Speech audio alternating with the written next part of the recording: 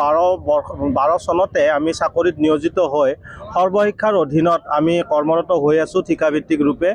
আমি দীৰ্ঘদিনীয়া সংগ্ৰাম চলাই আহিছিলোঁ আৰু আমি আমাৰ চাকৰিসমূহ বিনা চৰ্তে বেতন সুৰক্ষা আৰু নিয়মীয়াকৰণৰ দাবীৰে দীৰ্ঘদিন আমি আন্দোলন কৰিছোঁ, আলাপ আলোচনাত মিলিত হৈছোঁ আৰু শেহতীয়াভাৱে অসম চৰকাৰে আমাৰ চাকৰিসমূহ নিয়মীয়াকৰণৰ সিদ্ধান্ত এটা লৈছিল।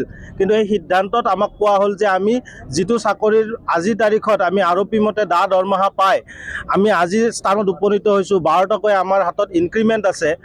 তেতিয়া তেওঁলোকে কোৱা হ'ল নিয়মীয়াকৰণৰ সময়ত যে আমি যদি নিয়মীয়াকৰণৰ বিকল্পটো বাছনি কৰোঁ তেনেহ'লে আমাৰ যি দৰমহা সেই আকৌ পুনৰাই নতুনকৈ আৰম্ভ কৰিব লাগিব, যিয়ে আমাৰ দীৰ্ঘকালৰ যি কৰ্ম অভিজ্ঞতা, আমাৰ জ্যেষ্ঠতা সকলোখিনি আমাৰ নস্যাৎ কৰাৰ এটা তেওঁলোকে আমাক অপশ্যন দিছিল। আমি সেই অপশ্যনটো অগ্ৰাহ্য কৰিছোঁ আৰু আমি সেই বিষয়টো আমি ইতিমধ্যে মহামান্য গুৱাহাটী উচ্চ ন্যায়ালয়ৰ মজিয়ালৈ লৈ গৈছোঁ। গোচৰ প্ৰক্ৰিয়া বিচাৰাধীন হৈ আছে। কিন্তু গোচৰ প্ৰক্ৰিয়াৰ এই সময়ছোৱাত অসম চৰকাৰে কিন্তু বাৰম্বাৰ কোৰ্টৰ ওচৰত তেওঁলোকে সময়ৰ ওপৰত সময় বিচাৰিছে। কিন্তু আমাৰ শিক্ষকসকলে বেতন সুৰক্ষা চাকৰি নিয়মীয়াকৰণ হ'ব নে নহ'ব সেই দিশত কিন্তু তেওঁলোকে কোনো ধৰণৰ শপতনামা দাখিল কৰিব পৰা নাই আৰু ইচ্ছাকৃতভাৱে তেওঁলোকে সময়সীমা দীঘলীয়া কৰি গৈ আছে, যাৰ ফলত আমাৰ শিক্ষকসকল লাহে লাহে অৱসৰৰ ফালে গৈছে। বহু শিক্ষক ইতিমধ্যে অৱসৰ লাভ কৰিছে কোনো ধৰণৰ প্ৰাপ্য লাভ নকৰাকৈ।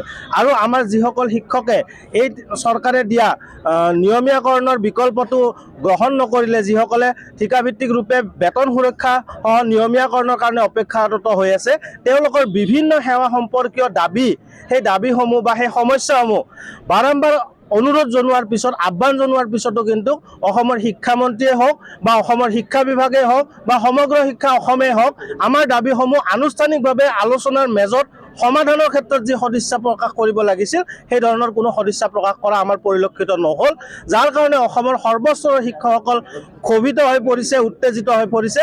যাৰ কাৰণে আমি এই অসম বিধানসভাৰ সময়তে আজি আমি এই চচলৰ চৰকাৰী ধৰ্ণাস্থলীত দুঘণ্টীয়া অৱস্থান ধৰ্মঘট অনুষ্ঠিত কৰি অসমৰ সৰ্বসাধাৰণ তথা সকলো পক্ষৰ দৃষ্টি আকৰ্ষণ কৰিছোঁ আমাৰ সমস্যাসমূহৰ প্ৰতি।